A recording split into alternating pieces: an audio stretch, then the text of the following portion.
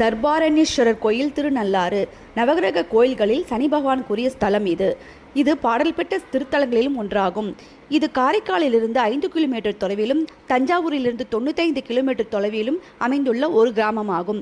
கருவறையில் மூலவர் தர்பாரண்யேஸ்வரர் சுயம்புவாக தர்பவனத்தில் தோன்றியதால் ஈசன் தர்ப தழும்புகளுடன் லிங்க வடிவில் காட்சி தருகிறார்.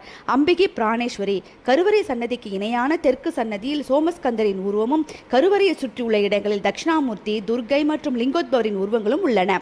சனி பகவானின் சன்னதி நுழைவாயில் கோபுரத்துக்கு வடக்கு பகுதியில் அமைந்துள்ளது. சனி பகவான் இந்த ஆலயத்தின் வாசற்படியாக கருதப்படுகிறார். சனி பகவான் ஈசனின் கட்டளைப்படி இங்கு வந்து வணங்கும் பக்தர்கள் அனைவருக்கும் நல்வாழ்வினை அளிக்கும் பணியை மேற்கொண்டுள்ளார். சனி பகவானால் கடுமையாக பாதிக்கப்பட்டிருந்தாலும் இந்த தலத்திற்கு வந்து ஈசனை வணங்கினால் நல்ல பலன்களை பெறுவார்கள் என்பது நம்பிக்கை. ஜென்ம சனி, கண்ட சனி, அஷ்டமத்து சனி, மத்திய சனி, ஆத்திய சனி, ஏழரை சனி என்று சனி பகவானால் எத்தகைய பாதிப்புகள் ஏற்பட்டிருந்தாலும் இந்த தலத்திற்கு வந்து பரிகாரம் செய்வது வழக்கம். நலதீர்த்தத்தில் நீராடி எல் தீபம் ஏற்றி கருங்குவளை மலர் சாத்தி சனீஸ்வரனை வணங்கினால் தீராத எந்த துயரும் தீரும்.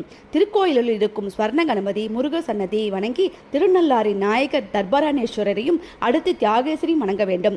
தொடர்ந்து பிராணேஸ்வரி அம்மனை வணங்கிய பின்னரே இங்கிருக்கும் சனி பகவானை தரிசிக்க வேண்டும் என்பது ஐதீகம்.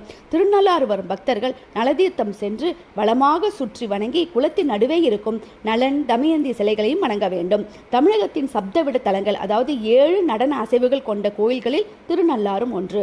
இக்கோயிலில் சிவபெருமான் வேதங்களையும் சாஸ்திரங்களையும் பிரம்மாவுக்கு உபதேசித்த இடமாகவும் அறியப்படுகிறது.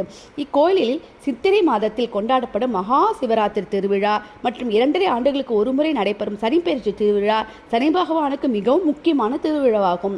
இக்கோயில் காலை 5:30 மணி முதல் 12 மணி வரையிலும், மாலை 5 மணி முதல் 9 மணி வரையிலும் திறந்திருக்கும்.